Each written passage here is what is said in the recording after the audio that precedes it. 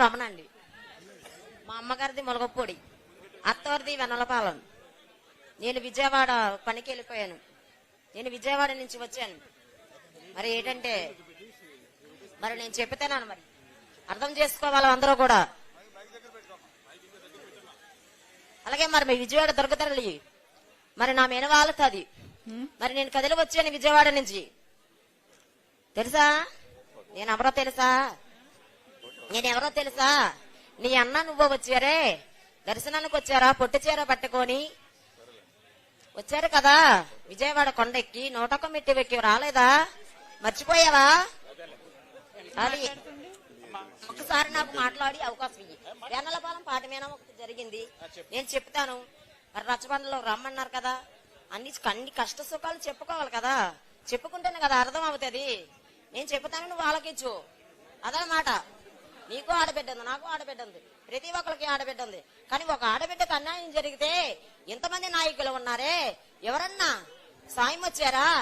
వాళ్ళకి ఆడవాళ్ళు కానీ మొగోళ్ళు లేరని ఎవరన్నా కూడా వాళ్ళకి సాయం రాలేదే.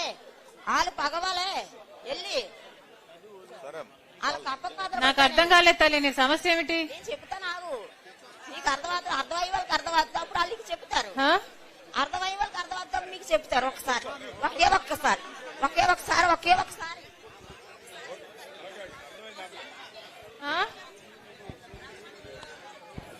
సమస్య ఏంటమ్మా? సమస్య చెప్పాలి కదా అమ్మా. నీ శోధించడానికి అందరికి టైం లేదు కదా. ఒకే ఒక్క మాట నన్ను అర్థం చేసుకోండి. మా పాప కోసం ప్రేమించి ఎనలపాలెం, వాళ్ళ అమ్మగారిది ఎనలపాలెం, ఆ అమ్మాయిని నర్సీపట్నం గ్రామంలో ఇచ్చారు.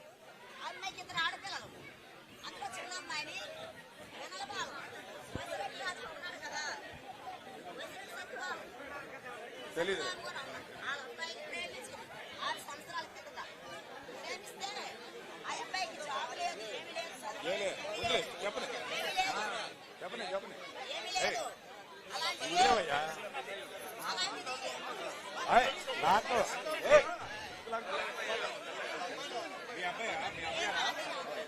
మీ అమ్మ వాళ్ళ అమ్మగారేలండి, వాళ్ళ అమ్మగారే ఈ బాబు వాళ్ళ. మీ అక్కల మ్యారేజ్ గురించి ఏదో చెప్తుందమ్మా, అంతేనా? ఓకేలే, అర్థమైందమ్మా, అమ్మకి అర్థమైంది. అమ్మా ఇది పర్సనల్ ప్రాబ్లం కదా తల్లి, ఇది పర్సనల్ ప్రాబ్లం కదా అమ్మ. మళ్ళీ మాట్లాడదాం. అర్థమైంది తల్లి.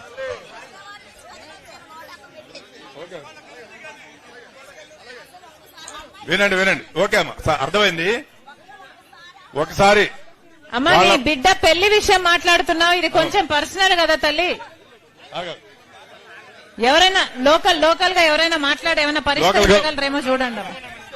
లోకల్ వాళ్ళు మాట్లాడతారు మన వాళ్ళు. నువ్వు లోకలేనా? లోకలా తల్లి నువ్వు?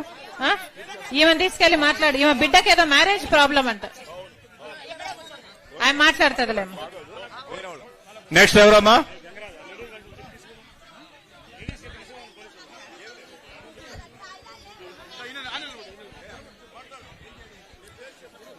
నా పేరు పనుపు బెన్నయ్య అండి.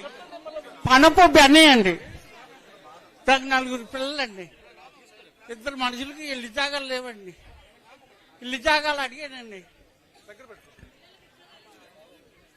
ఒక ముసలామ గారిని ఇచ్చారు కానీ 2 పిల్లల తల్లికి ఓ భర్త భార్యకి ఇవ్వలేదండి.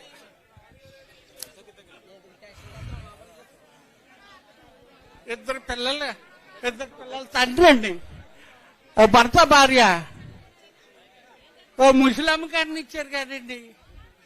ఇల్లు జాగా ఇచ్చారు కదండి. ఇది పాక కట్టుకోండి ఎరుపా జాగాలో. ఒక అమ్మ అలాగే కనికరించి ఇల్లు జాగా అందక ఇక్కడ కట్టుకోవచ్చు, అక్కడ కట్టుకుంటానండి.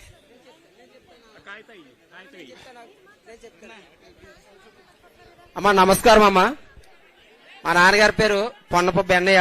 అవును, మాది మొలగపూడి గ్రామమే. మేము 4 అన్నదమ్ములమే. మా నాన్నగారు అంటే ప్రస్తుతం ఇక్కడ ఇంతకు ముందు సేపర్ కింద పనిచేసేవారు. ఒక రోజు అనుకోకుండా పడిపోవడం వల్ల చెయ్యి పనిచేయట్లేదు. ప్రస్తుతం ఆ పని కూడా వృత్తి మానేశారు.